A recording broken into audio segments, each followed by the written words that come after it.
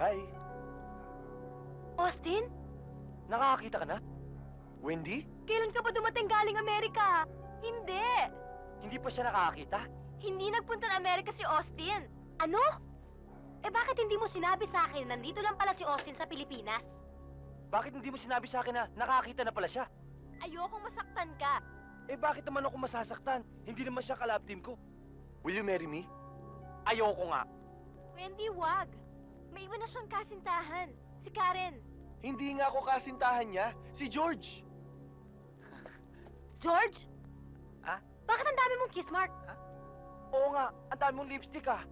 Oo nga. Kiss mark? Ayun no. Ano ba pinagsasabi niyo? Hindi ko kayo maintindihan. Wendy? Nakakakita ka na pala? Matagal na. Nung nasa probinsya pa tayo, no? Jo! Niloko mo ako. Ang sabi mo, hindi ka nakakakita. Manloloko! Anong ako? Ikaw ang manloloko, George. Nagpanggap ka pa na mayaman ka at pogi ka? Oo nga, George. Manloloko ka. Ang sabi mo, magsisiyal ka lang. Tapos nakipag-alikan ka na pala.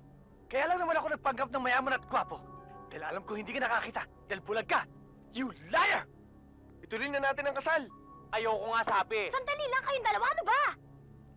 Kanino ba yung lipstick na yan, ha? Eh, Karen nga. Tama ka dun. Karen? Ahas ka. Magsama kayong dalawa. Jo, marami kang ipapaliwanag sa akin. Austin, let's go.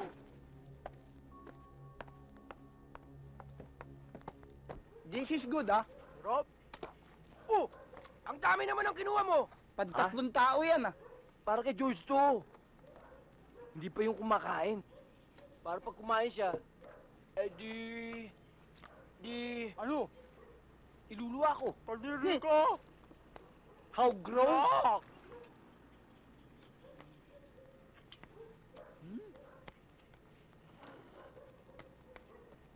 Hi, magandang gabi. Kain! Ay! Kain tayo.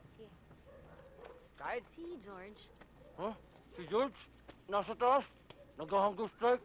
hunger strike? Oo nga, no. 3 araw nga pala hindi kumakain si George, ah. Eh, hindi nga magawang lumabas ng kwarto niya, eh. Oh? Wendy, mabuti pa kaya, akyatin mo na. Punta mo na sa kwarto. Ah, sige. Jo, maiwan muna kita. Sarap niya na.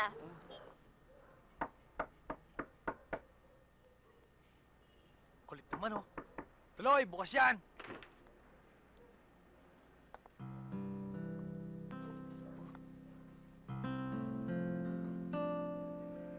Hindi ka raw lumalabas ng kwarto.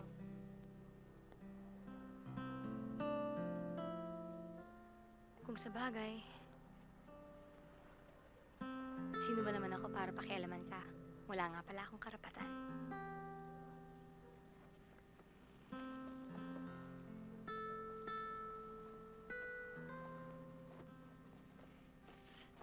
Alam mo, simple lang yan, eh. Kung wala kang pakialam, bakit ka nandito?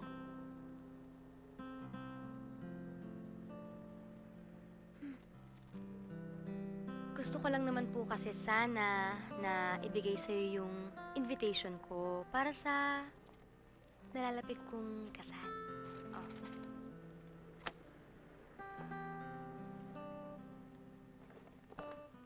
Nga pala. May damit ka bang formal? Naisip ko kasi baka wala kaya...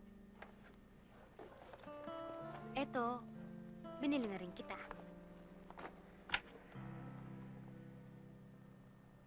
Suot mo para hindi naman nakakaya sa mga bisita.